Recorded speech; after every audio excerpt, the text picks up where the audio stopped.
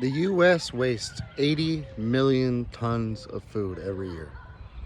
That's enough for 149 billion meals to feed its ever-growing population. Where do you get your food?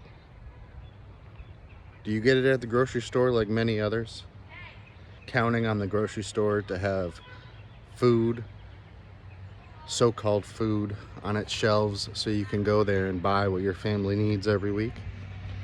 Well, what happens when there's nothing on those shelves? If COVID showed us nothing, it's that we cannot rely on the system that the food markets have made for us. Believe it or not, supermarkets, food markets, have only been around for about 100 years. In 1916, the first self-service grocery store opened up in Tennessee. Since then, supermarkets have grown all over our country, giving consumers what they think they want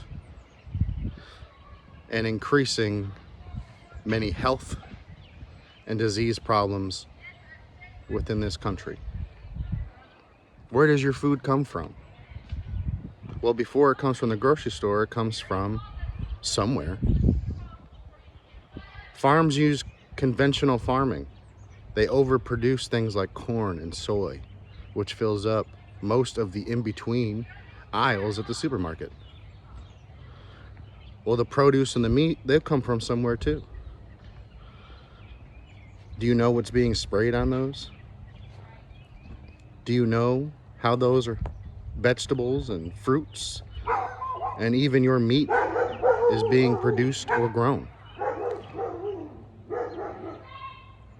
How do we become self-sustainable?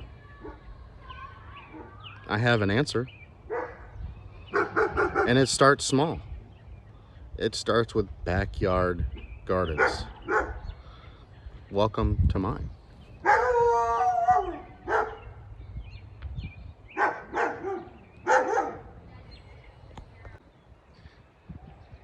Let me show you how I farm in my backyard, what it's going to take to feed my family all year organically, no pesticides. I know where my food comes from. Do you?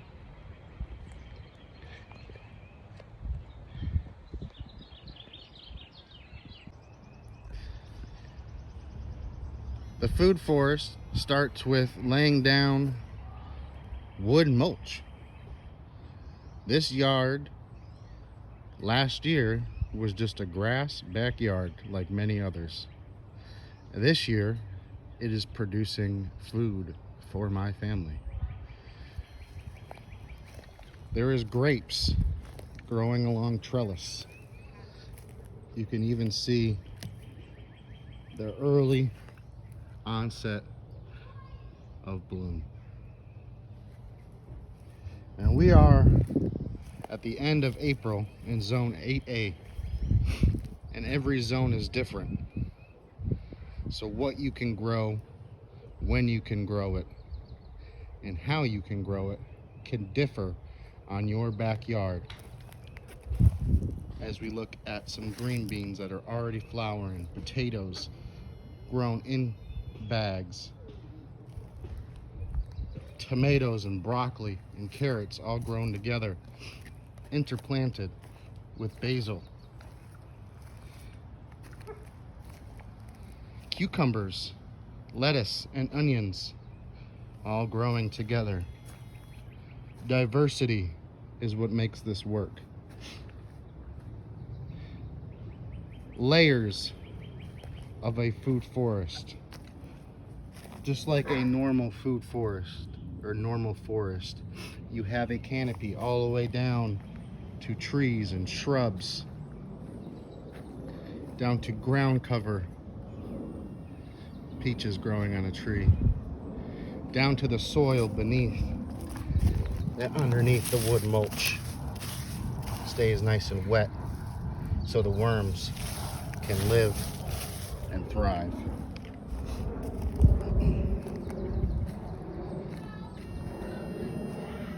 We have figs and pears. We have apples.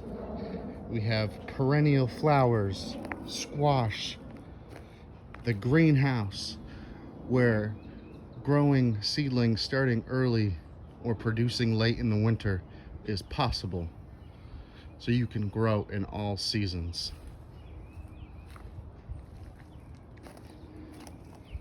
The beginnings of a flower pollinator raised bed garden to attract many pollinators that otherwise would not find this garden.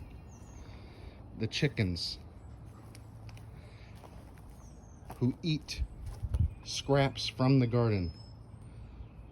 As you can see, there's some leftover homemade sourdough bread, some crab legs from dinner the other night. These all make for very yummy treats for our chickens, which grace us back with protein-filled goodness called eggs.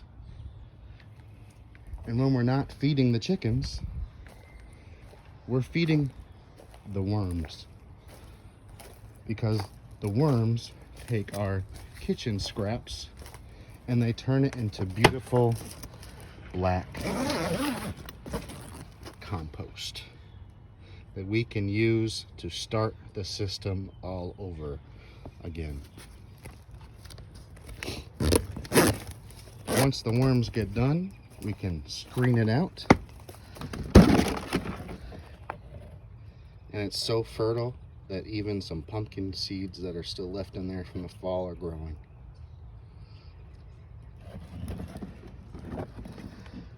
You can see some of the worms trying to escape.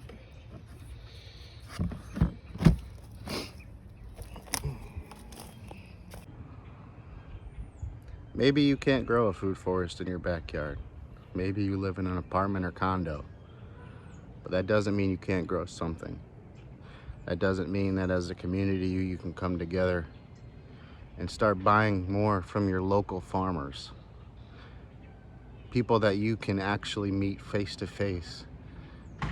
Go visit their farms and see how they grow your food.